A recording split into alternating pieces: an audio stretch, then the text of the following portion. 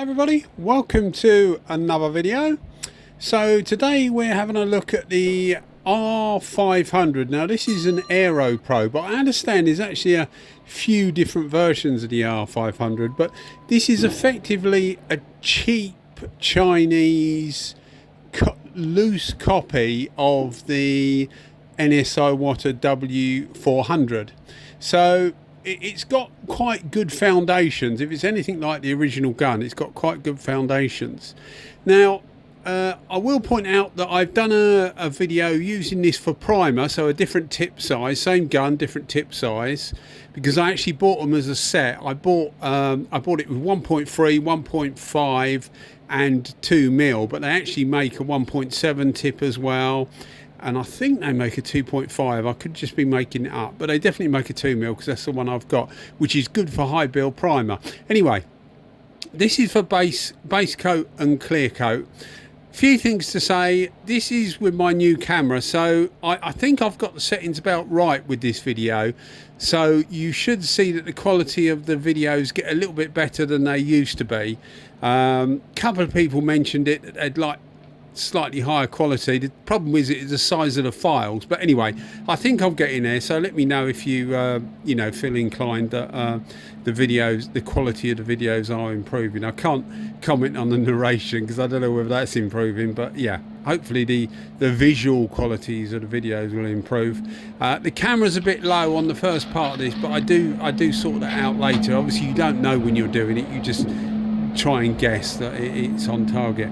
Anyway, one of the things that came up when I first did the video on this gun, and as I say, I did it for primer, and I also did another video pretty soon afterwards, and I'll put links to both of those in the description so that you can look if you want to. But one of the things that came up with this gun, it is a very cheap gun, and it's not bad quality at all for the price of it. But one of the things that came up with it was quite a few people said about how low the air consumption is, and I hadn't noticed that. I didn't mention it at all when I reviewed it for primer because I hadn't noticed it, and the reason I hadn't noticed it is because it actually isn't particularly good. For a full-size gun, it's reasonably good, but it's nowhere near the sort of low amounts the manufacturer is claiming for this gun. People have told me it's 3.5 CFM.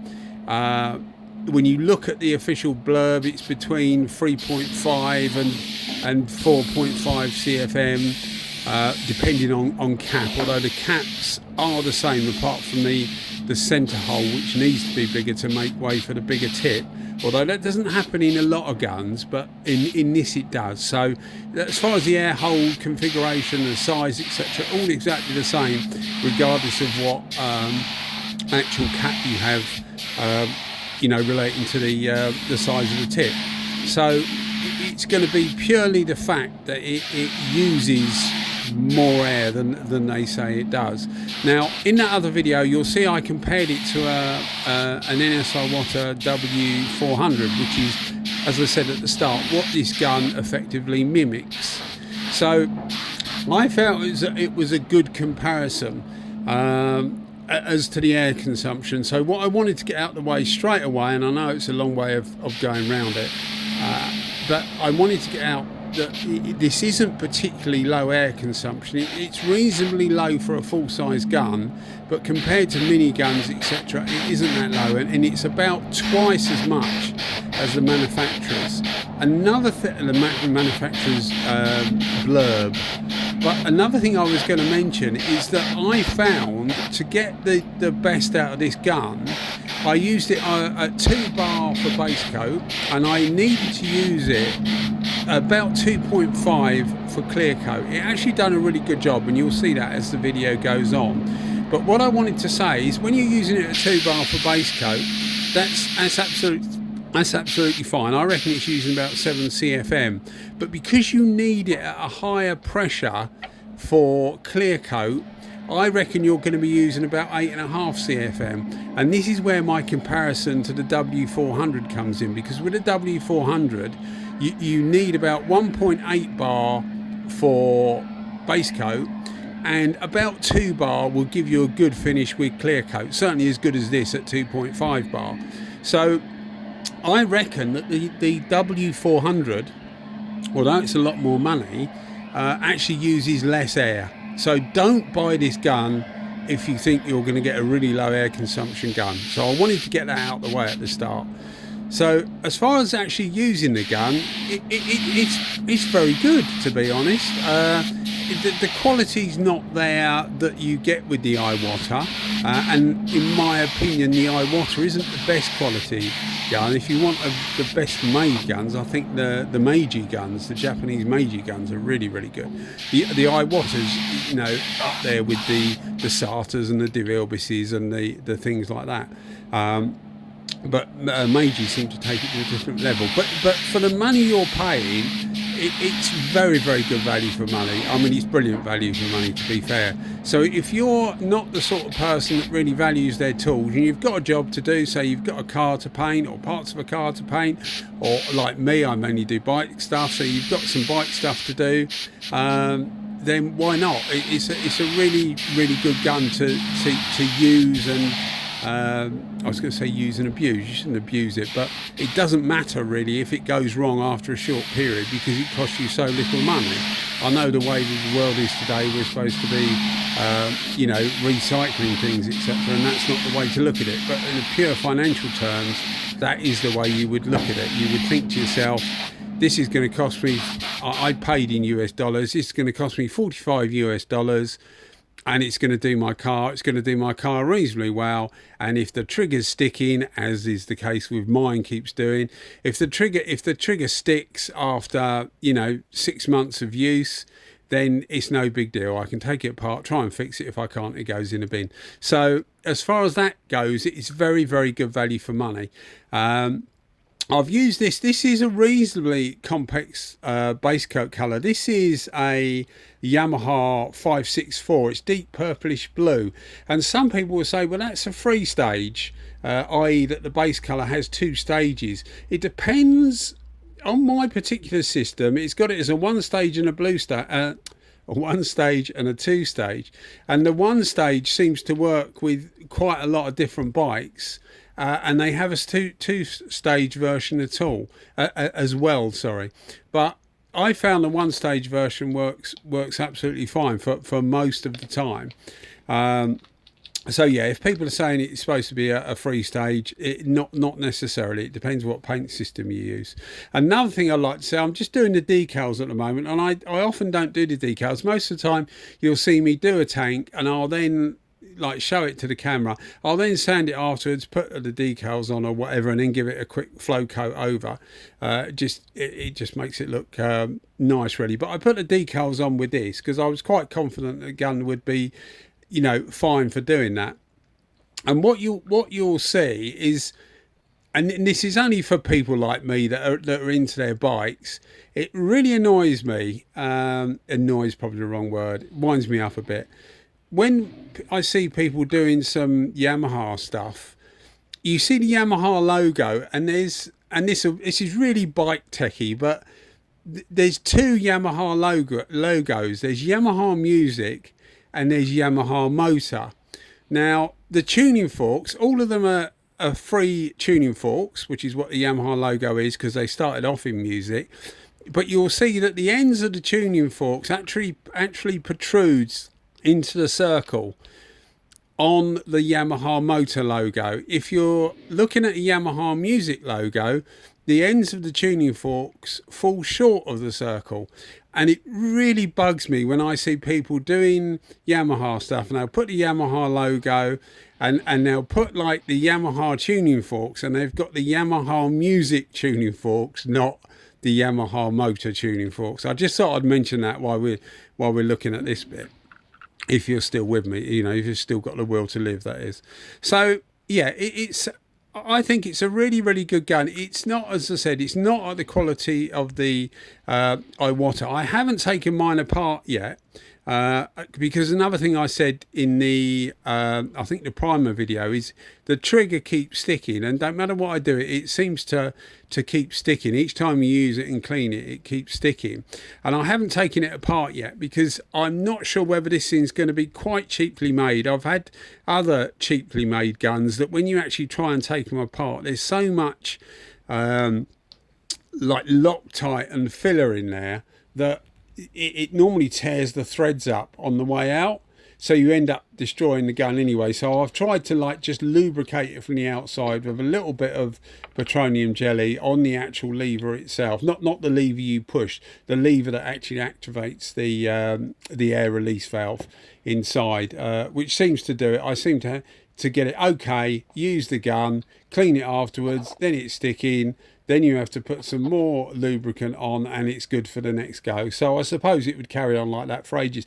I'm not going to use it much, to be honest, because I've got the real tools. And if you've got the real tools, you probably not going to use something like this. You might use it for primer or something, but you're probably not going to use something like this. And that's not being a smart aleck, really. That's just somebody that likes tools. And if you do really like tools, and this goes for the NVE gun, the fake GTI Pro Lite, all of the tools that are effectively copies of the real thing, don't, to me, you know, and I can only speak as myself, don't give me any real feedback. And I don't mean in the way that you paint, I just mean they don't give you much joy. I like tools, I like quality tools, I like using them and I like handling them. And of course that bit's missing with this. There's you haven't got the feeling you've got anything of real quality, and that's not because of the way it sprays, because it actually sprays quite well. It's just the way it feels, and I suppose half of it, if not more, is in your head. But it's just the way I feel, and I seem to find that with all these cheaper guns, they're not as rewarding for the sprayer. But you see, we're on the Clearcoat stage now, and I had to, as I said, I had to bump it up to 2.5 bar. So I reckon that's going to use, as I said, about 8.5, maybe 9 CFM. I've got no worries about the amount of air I need. But if you are buying this at home, thinking I'll get it because I've only got a small compressor, then forget it, because it is not going to be what you think it's going to be, and you've got no way of proving it. You're not going to say to the person that sold it to you, oh, this is using 8.45 CFM, because you'll be the same as me. You haven't got a flow meter, so you can't actually tell. I did look into a flow meter about 1.5 years, maybe 2 years ago, because I would really like to do a video on different mini guns and then like full size guns, and physically show people the amount of air it uses at the recommended pressure, because if you bump the pressure up, it will use more air. The same gun at a higher pressure will use more air, but I wanted to be able to show people what it could do. And I found one, a place in China was doing one for about 290 GB pounds. So what's that, about 400 and pounds, a bit stronger at the moment, about $400 US, something like that. And I wouldn't mind paying that. You know, I don't want to sound too flash, but I wouldn't mind paying that if I could like give the feedback to you guys of what it's actually using. But it only went up to, I think it's like 8 or 8.5 CFM, which is fine for the mini guns, but it's no good for a lot of the bigger guns. And I wanted something that would encompass the whole lot, really. So I ended up not getting it. But I would really like to get something, you know, I'm sure I could get one for $2.5 grand, but I don't want to, you know, I don't want that much. I don't want to tell you guys how much it uses that much, but you know what I mean. But so it's difficult for me to judge, and with the amount of air I've got now, it's difficult for me to say one uses loads more than another. But because it had come up about the air consumption with this, I thought I would say it at the start and keep saying it, because I know people flick through the videos and they miss bits. And I know that because people message you and ask you something that is actually in the video, but they've just whipped through it, or you know, whatever, because of time restraints. or maybe it's because I'm too boring. Probably somewhere to do with it. Anyway, guys, I hope you're enjoying all the videos. If you are enjoying them, think about giving us a subscription. It helps bump us up the YouTube rankings, I think. We get quite a lot of views and we get a reasonable amount of subscriptions, but we could probably get some more subscriptions if people tried. It's totally free. I guess you know that, but I know some people don't know that. But yeah, if you could do it, would be handy. Temperature for this was 9 degrees Celsius, so we were using heat in between. I haven't put any of that in, trying to keep the video at a reasonable size, you know, so it's not too long. But here's the finished results, and I think you'll agree it actually came out really, really nice. I was very, very pleased with it. This was actually for someone. I had one of these to do in red. Actually, the one in red's already got gone up. I used a fake GTI Pro Lite for that. I had one in red and one in blue, and I've since got another one to do, which is blue again. But yeah, it looks really, really good. So I think you'll find that you know, you can't go wrong if you want to. As I say, if you want a cheap gun at home that you want to use, and you supply the air for it, I don't think you can go wrong with it, because the finish is really, really good. I'm not going to sit here and lie to you and say, oh, it's better than a W400, because it isn't. A W400 is better, although the results, you know, it's pretty near. And if you're going to flat and polish, like a lot of people will have to, because they'll get nibs in it, this hasn't been touched. This is 2 days later, hasn't been touched at all by polish or anything. This is exactly how it came off the gun. And I always do that. I try and remember to say it in my videos, but I always do that so that you can see what it does. Anyway, guys, thanks as always for watching. Cheers. Bye bye.